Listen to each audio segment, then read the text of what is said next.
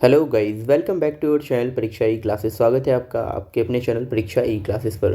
Guys, KVS exam 26 फरवरी second shift जो हुआ था उसका एनालिसिस हम इस वीडियो में करने वाले हैं। जितने भी क्वेश्चंस हमें मिले हैं हर एक पोर्शन से, उन सभी को मैंने इस वीडियो में इंक्लूड किया है। और चलिए देखते हैं कौन कौन से क्वेश्चन थे जो आए थे, क्योंकि ये जो एनालिसिस होता है ये आपके आने वाले एग्ज़ाम यानी आगे आने वाली शिफ्टों के लिए काफ़ी ज़्यादा इंपॉर्टेंट होता है। इसलिए जो भी कैंडिडेट एग्ज़ाम देने जाने वाले हैं उनके लिए काफ़ी ज़्यादा ये इंपॉर्टेंट हो जाता है।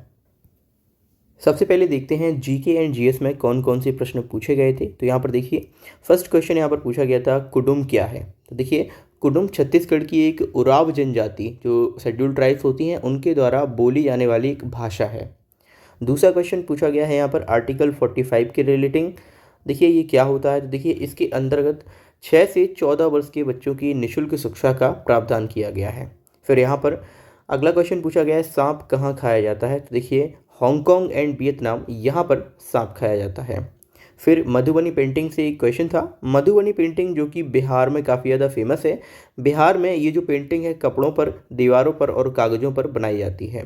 इसके बाद एक क्वेश्चन पॉलिस्टर से था और ये स्टेटमेंट में क्वेश्चन दिया गया था। ठीक है, ये स्टेटमेंट टाइप से क्वेश्चन पूछा गया था जो कि 25 फरवरी को भी इसी पॉलिस्टर से एक इस प्रश्न भी पूछा गया था। तो ये आप कह सकते हैं कि रिपीटेड क्वेश्चन है क्योंकि एक ही टॉपिक से संबंधित क्वेश्चन यहाँ पर बन रहा है।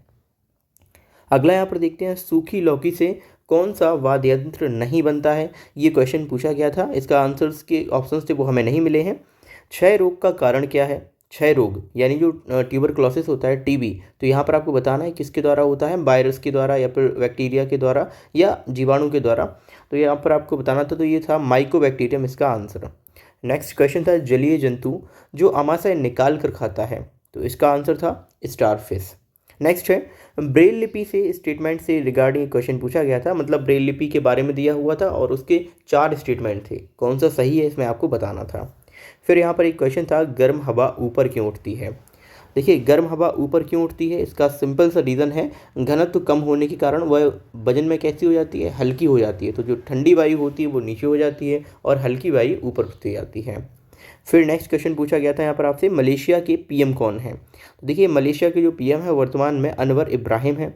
ये जो पीएम वाले क्वेश्चन है ये हर एक शिफ्ट में पूछे जा रहे हैं, तो इन्हें आप देख कर जाइएगा। नेक्स्ट था जंगल का अधिकार कानून 2007 की शर्तें, इनसे संबंधित एक क्वेश्चन पूछा गया था। क्या स्टेटमेंट थे वो इसमें नहीं पता है। ध्रुव यानी पोल्स से स्टेटमेंट के रिगार्डिंग क्वेश्चन पूछा गया था। मतलब पोलों पर कितने टाइम तक सर्दी रहती है, कितने टाइम तक दिन रात रहती है, इस तरह से एक क्वेश्चन पूछा गया था जिसमें स्टेटमेंट बनाकर दिए गए थे। ठीक है, नेक्स्ट यहाँ पर था भारतीय नौसेना दिवस कब मनाया जाता है। तो ये 4 दिसंबर को मनाया जाता है। इसके अलावा इस दिन को हम स्वर्णिम विजय दिवस के रूप में भी मनाते हैं। अब बात करते हैं हिंदी की। देखिए हिंदी में आपसे पूछा गया था बुलबुल किस कक्षा से है। तो देखिए एक बात ध्यान रखिए, जो एनसीईआरटी है हिंदी की वो आपसे काफ़ी ज़्यादा इस एग्ज़ाम में पूछी आ रही है। तो जितने भी शेष लोग हैं जिनका एग्ज़ाम बाकी है तो वो आप पढ़कर जरूर जाइएगा। हिंदी की हर एक क्लास की एनसीईआरटी पढ़कर जाइएगा। प्राइमरी की तो कंपलसरी है, आपको पढ़ना ही पढ़ना है। तो यहाँ पर बुलबुल पूछा गया था जो कि क्लास सेकेंड से है और उसका चैप्टर नंबर 5 है। फिर यहाँ पर नेक्स्ट क्वेश्चन था पानी रे पानी, इसके लेखक कौन है। तो ध्यान दीजिए पानी रे पानी ये जो लेखक है इनके अनुपम मिश्र हैं और ये एक लेख विधा है, यानी पूछा जाता है ना एक कहानी है या उपन्यास है, तो ये है आपकी लेख। नेक्स्ट क्वेश्चन पूछा गया था रस्सी जल गई लेकिन ऐंठन नहीं गई। तो देखिए इसका मतलब है हानि होने पर भी सद्बुद्धि ना आना। देखिए ये क्वेश्चन यहाँ पर ये करंट अफेयर्स का है, कॉमनवेल्थ से प्रश्न था। अब आप ये हमें कमेंट बॉक्स में बताइए ये क्वेश्चन इसमें था या नहीं, क्योंकि मुझे इस पर डाउट है। फिर यहाँ पर नेक्स्ट पूछा गया था रात का पर्यायवाची क्या होगा। तो रजनी, निशा, यामिनी, यामा और रात्रि ये सभी रात के पर्यायवाची हैं। संज्ञा से एक प्रश्न पूछा गया था। परावलंबी इसका विलोम शब्द पूछा गया था। तो परावलंबी का क्या होता है, स्वावलंबी होता है। कोणार्क की संधि विच्छेद पूछी गई थी। तो कोणार्क की संधि विच्छेद होगी कोण प्लस अर्क कोणार्क हो जाएगा। फिर नेक्स्ट यहाँ पर पूछा गया था तद्भव और तत्सम, इसमें सही बताना था आपको। तो दी थी या दृष्टि और कुट्स एवं कोड इस तरह से कुछ दिया गया था, तो ये आपके तद्भव तत्सम से पूछे गए थे। नेक्स्ट समास पूछा गया था पंचक्की, दशानन, गजानन और राजकुमार, ये आपके ऑप्शन दिए गए थे। ठीक है, फिर एक क्वेश्चन था विसर्ग संधि से। ठीक है, जो आहा वाली संधि होती है ये विसर्ग संधि, इससे क्वेश्चन था। उत्तम का विलोम पूछा गया था और इसी तरह उसमें ऑप्शन में एक और दिया गया था आज्ञ का विज्ञ होता है। ठीक है, उत्तम का क्या होगा ये आप बताइएगा। नेक्स्ट अपोजिट गद्दान से 3 से 4 प्रश्न पूछे गए थे, यानी जो आपके पैसेज आते हैं उससे हिंदी में 3 से 4 क्वेश्चन पूछे गए थे यहाँ पर। फिर यहाँ पर पूछा गया था आपसे एक ये स्टेटमेंट टाइप में, दान का हिसाब ये किसकी कृति है? सुकुमार राय की। हम सबसे कहते हैं निरंकार देव सेवक की। बहादुर वित्तो कौन थी? तो ये किसान की पत्नी थी। फिर यहाँ पर जो डी ऑप्शन था, इससे एक स्टेटमेंट टाइप का क्वेश्चन था, ये कंफर्म कीजिए आप लोग की सुनीता की पहिया की कुर्सी और भालू ने खेली फुटबॉल से कौन सा क्वेश्चन पूछा गया था। नेक्स्ट यहाँ पर हम बात करते हैं अब कंप्यूटर की। देखिए कंप्यूटर में आपसे हमेशा और हर एक शिफ्ट में फुल फॉर्म पूछे जा रहे हैं, तो यहाँ पर 2 फुल फॉर्म पूछे गए थे। फर्स्ट था सीपीयू का, जो कि होता है central processing unit, and second था यूपीएस का, जो कि है अनइंटरप्टेड पावर सप्लाई। अब ये जो दोनों ही फुल फॉर्म है ना, इनको मैंने अपनी वीडियो में कंक्लूड किया है। जो मैंने कंप्यूटर के फुल फॉर्म की वीडियो डाली है उसे आप देख कर जाइए, लगभग 50 से भी ज़्यादा उसमें फुल फॉर्म्स हैं और उससे बाहर आपसे बिल्कुल भी नहीं पूछा जा रहा है। नेक्स्ट हम बात करते हैं ओएस कौन सा नहीं था, मतलब यहाँ पर बताना था हमें ऑप्शंस में कौन सा ऑपरेटिंग सिस्टम नहीं है। नेक्स्ट राउटर क्या है, राउटर के बारे में बताना था। तो देखिए राउटर का यूज़ हम घर पर भी करते हैं, जब भी हम वाईफाई कनेक्शन लेते हैं तो ये एक हमारा ये नेटवर्किंग डिवाइस होता है राउटर। फिर अगला क्वेश्चन था आईटी एक्ट 2007 से स्टेटमेंट बनाकर ये क्वेश्चन पूछा गया था, ठीक है।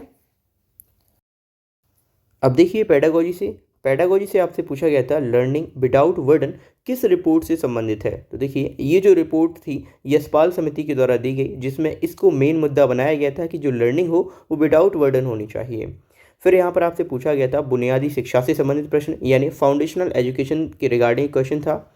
फिर यहाँ पर था दक्षता आधारित अधिगम, यानी सीबीएल जो आप देखते हैं कॉम्पिटेंसी बेस्ड लर्निंग, इससे संबंधित क्वेश्चन पूछा गया था। नेक्स्ट एनईपी 2020, देखिए आप इसे पढ़कर जाइए, आपके लिए मोस्ट इंपॉर्टेंट है एनईपी 2020। इसकी आपकी मुख्य सिफारिशों से संबंधित क्वेश्चन पूछे गए थे। दूसरा एक स्ट्रक्चर भी पूछा गया था, जो एजुकेशनल स्ट्रक्चर अब बनाया गया है 2020 के अकॉर्डिंग, जो कि है 5+3+3+4, जिसने रिप्लेस किया है 10th+2 स्ट्रक्चर को, है ना, इसको रिप्लेस किया है इस स्ट्रक्चर ने। तो इसका क्वेश्चन आपसे पूछा गया था।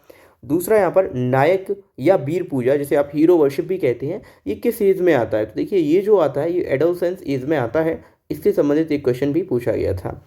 नेक्स्ट बात करते हैं परिपक्वता यानी मैच्योरिटी के रिगार्डिंग क्वेश्चन पूछा गया था, ठीक है।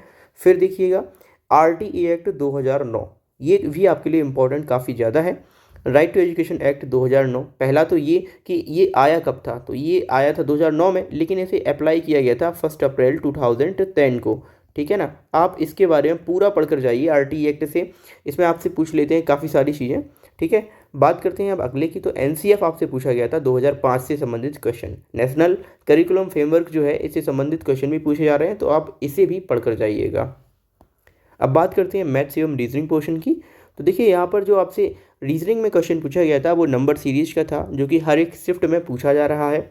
दूसरा सिटिंग अरेंजमेंट, देखिए यहाँ पर भी आपसे हर एक शिफ्ट में क्वेश्चन पूछा जा रहा है। किसी शिफ्ट में ये सर्किल पूछ लेता है, सर्किल में बिठाए जा रहे हैं, और किसी में ये पूछ लेता है कुछ आयताकार बिठाए जा रहे हैं वर्गाकार भाग में। दूसरा एक तरह का क्वेश्चन और बन रहा है 2 लाइन में भी बिठा रहा है, तो ठीक है, इस तरह से आपसे क्वेश्चन पूछे जा रहे हैं। तीसरा यहाँ पर दिया था वेव में न्यून कोणों की संख्या कितनी होगी, तो वेव वर्ड दिया गया था और इसमें न्यून कोणों की संख्या पूछी गई थी। पता नहीं इसको क्वेश्चन को कैसे यहाँ पर रिप्रेजेंट किया गया था। नेक्स्ट बात करते हैं पूर्ववर्ती व उत्तरवर्ती संख्या, इससे प्रश्न पूछा गया था एक। वेन डायग्राम, ये भी हर एक शिफ्ट में रिपीट हो रहा है रीजनिंग में, ठीक है ना। नेक्स्ट यहाँ पर पूछा गया था त्रिभुजों की संख्या, काउंटिंग फिगर्स में जो आपसे पूछा जाएगा रीजनिंग में, तो ये आपसे सेम यही क्वेश्चन पूछा गया था जो मैंने यहाँ पर बना के दिया है। यहाँ पर आपको त्रिभुजों की संख्या काउंट करके बतानी थी। नेक्स्ट हम बात करें पहाड़ चढ़ने में लगा समय, इससे संबंधित क्वेश्चन पूछा गया था। आपको डिस्टेंस एंड जो भी दिया हो, स्पीड दी गई होगी और आपसे यहाँ पर टाइम पूछा गया था, ठीक है, तो वो आपको निकालना था। फिर यहाँ पर एक ट्रेन से रिगार्डिंग क्वेश्चन था, जिसमें आपको स्पीड वगैरह दी हुई होगी, डिस्टेंस दी होगी और आपसे टाइम यहाँ पर पूछा गया था। चलिए अब बात करते हैं इंग्लिश की। तो देखिए इंग्लिश में आपसे डायरेक्ट इनडायरेक्ट स्पीच हर एक शिफ्ट में आपसे पूछा जा रहा है, इसे आप पढ़कर जाइएगा। यहाँ से क्वेश्चन था एक्टिव एंड पैसिव से क्वेश्चन था, ये भी हर एक शिफ्ट में रिपीट किए जा रहे हैं। तीसरा यहाँ पर पैराजम्बल, ये पूछे गए थे। नेक्स्ट टाइप ऑफ टेंस, मतलब टेंस किस टाइप का है, प्रेजेंट इंडेफिनिट है, पास्ट कंटिन्यूस है या फ्यूचर कंटिन्यूस है, इस तरह से आपका टाइप भी पूछा जा रहा था। एक सेंटेंस आपको गिवन रहेगा और उसका आपको टाइप बताना होगा। फिर एरर ऑफ टेंस पूछी जा रही है, यानी टेंस की जो एरर आती हैं क्वेश्चंस में वो आपसे पूछी गई हैं। यहाँ पर प्रीपोजिशन से क्वेश्चन है ना वो हर एक शिफ्ट में रिपीट हो रहे हैं, तो इस पे ध्यान दीजिए। जो भी आपकी फिक्स्ड प्रीपोजिशंस हैं, जैसे आपकी इन हो गई, एन हो गई, एट हो गई और ऑन हो गई, इन सब से आप क्वेश्चन जरूर पढ़कर जाइएगा, ये आपके कंपलसरी पूछे जा रहे हैं। फिर यहाँ पर जो क्वेश्चन थे वो पार्ट ऑफ स्पीच से थे। पार्ट ऑफ स्पीच जो नाउन प्रोनाउन जितने भी आप 8 हैं यहाँ पार्ट ऑफ स्पीच पढ़ते हैं, उनसे संबंधित क्वेश्चन पूछे जा रहे हैं। सिनोनिम पूछा गया था रिकनेक्ट का। रिकनेक्ट का सिनोनिम होता है to put, to come together या फिर अगेन, ठीक है ना, ये आ जाएगा टू कम टुगेदर अगेन, ये आपका सिनोनिम हो जाएगा रिकनेक्ट का। एंटोनिम पूछा गया था एक, जो कि था प्रोफेन, और प्रोफेन मीन्स होता है अपवित्र। इसका हिंदी मीनिंग होता है रिलीजियस, या फिर अपवित्र का जो अपोजिट हो जाएगा, यानी कि एंटोनिम हो जाएगा रिलीजियस, सैक्रेड या फिर होली। फिर यहाँ पर आपसे रीडिंग कॉम्प्रीहेंशन या पैसेज जिसे आप कहते हैं, इससे लगभग 3 से 4 क्वेश्चन कंटिन्यूसली हर एक शिफ्ट में पूछे जा रहे हैं, तो इन्हें आप पढ़कर जाइएगा। तो ये थे जो क्वेश्चन जो 26 तारीख की सेकंड शिफ्ट में आए हुए थे, लगभग सभी क्वेश्चंस को मैंने इसमें इंक्लूड किया है। इसको आप देखकर जाइएगा, आगे आने वाली शिफ्ट में ये जो पेपर है वो आपके लिए काफ़ी हेल्पफुल हो सकता है। So thank you for watching this video अच्छा लगे तो प्लीज़ वीडियो को लाइक, शेयर और चैनल को ज़्यादा से ज़्यादा सब्सक्राइब जरूर कीजिएगा। Thank you for watching this video.